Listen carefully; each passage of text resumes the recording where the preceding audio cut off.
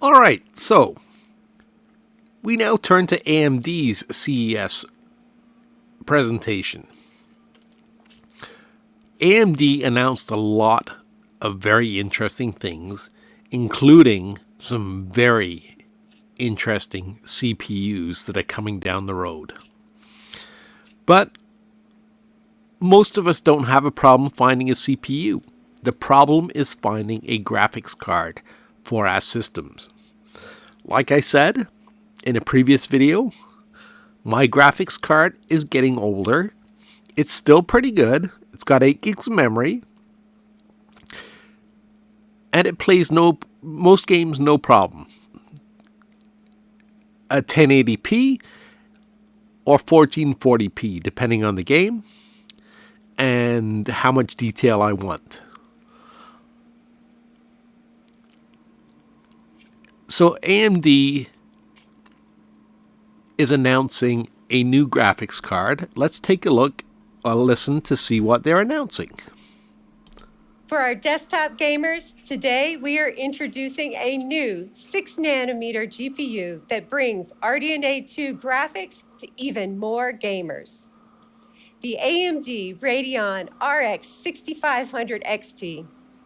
This graphics card has the fastest sustained GPU clock rates ever at over 2.6 gigahertz, includes 16 hardware ray accelerators, 16 megabytes of Infinity Cache, and supports the full suite of Adrenalin software features.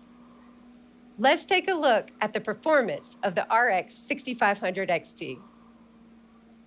Almost half of desktop gamers are playing on a GTX 1650, RX 570 class, or lower GPU. Games play best with the newest technology, and the RX 6500 XT graphics card is a substantial upgrade, showing an uplift of up to 59% faster frame rates than your previous graphics card in AAA and esports gaming. And the Radeon RX 6500 XT is optimized with our full suite of gaming technologies to supercharge the gaming experience, pushing frame rates at high settings well above 60 frames per second with Fidelity FX Super Resolution. Notice they're comparing it to the 1050 higher by NVIDIA and the 570 Let's talk by about AMD. Pricing and availability. The Radeon RX 6500 XT partner designs will be available January 19th, starting at $199. Now, there's the kicker. It's $199. Our MSRP is $199. It's being panned by various high-end gamers. Let's have a look at why. Because it's only got 4 gigabytes of GDDR6 memory.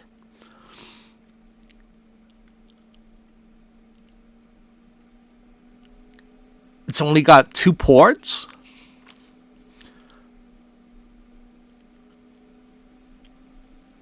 However, it's aimed squarely at 1080p gaming. It's not aimed to compete with the 67 or the 6800 or the 3090 Ti or Ti or whatever you want to call it that NVIDIA just announced. This is a card that AMD is aiming squarely at gamers who are in need of a graphics card, who have an older system that needs an upgrade.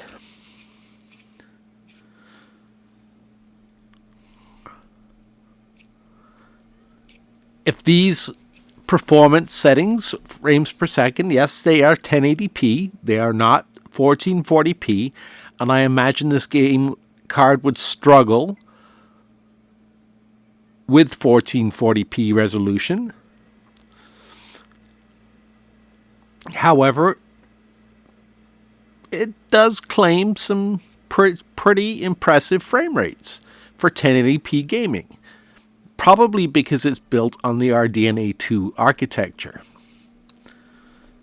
Farming Simulator 22, it's claiming 115 frames a second. They don't say what settings that's at, but that's a game we play on this channel, so we're familiar with it.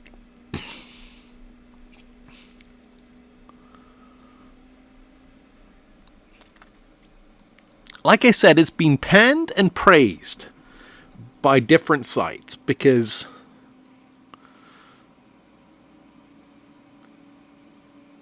some people say it's a waste of resources to make a low-end card. And other people say, no, it's fantastic. It's a low-end 1080p card that is aimed at gamers and will not appeal to crypto miners because it only has 4 megabytes of GDDR6 memory, which is more or less useless for crypto mining. Therefore, in theory, it should be released and go straight into gamers' hands.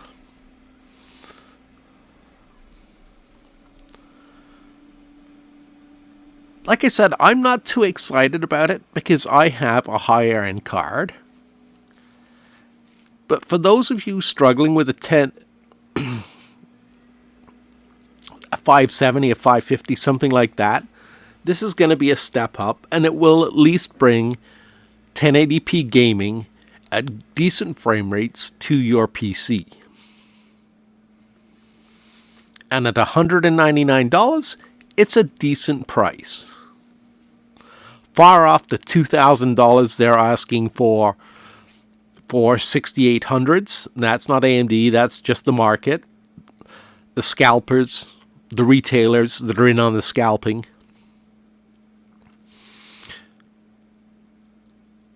And just as I was thinking that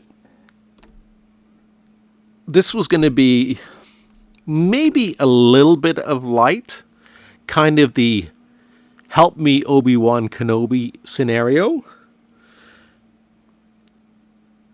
I get a message or an email regarding the card. And it is from PC Gamer. Yes, I subscribe and I get their emails. And the news from Europe is out. ASUS is going to be charging 334 euros for its RX 5500 XT. That's no longer a budget gaming card.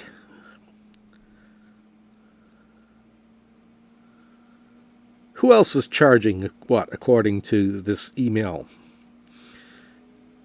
Tough Gaming, Overclock Edition, 34. Another edition, the non-overclocked edition, which will go for 299 euros. We're going to do the conversion into American dollars. That's $377 and $338 respectively. That's a huge jump from the $199 that AMD has suggested as an MSRP.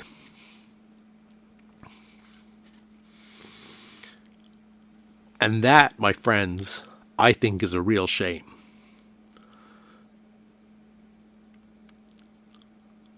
A card that offers a glimmer of hope, and manufacturers like ASUS, and I'm sure the rest of them will jump on the bandwagon.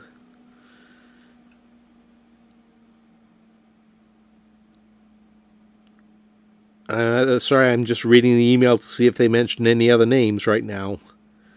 But they don't. I guess ASUS is the first one to announce this card and what their version of it will be.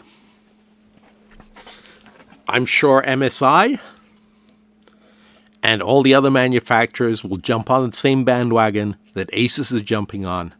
And you'll see this card going for anywhere from $400 to $600 to $700. To me, that's a crying shame, and it means that companies like MSI and ASUS are no better than the scalpers that are out there. And I like MSI. I have one of their gaming laptops, and it works very well for me.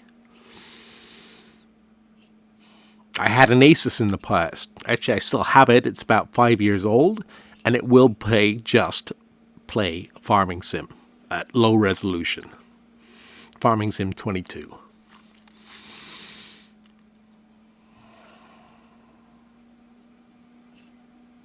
So it's bad enough that the scalpers and the retailers are overcharging for this card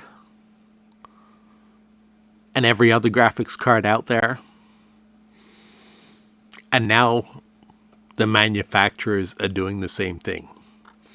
In fact, I think they've been doing it all along, but I don't have the proof. So for those of you that were looking for a budget gaming card to either replace the integrated graphics you have or to replace your 5-6-year-old graphics card, sad thing is you're going to have to pay for it, and not the $199 that AMD suggests. That's my 2 cents. And I hope the rest of the manufacturers don't follow through, but I think they will.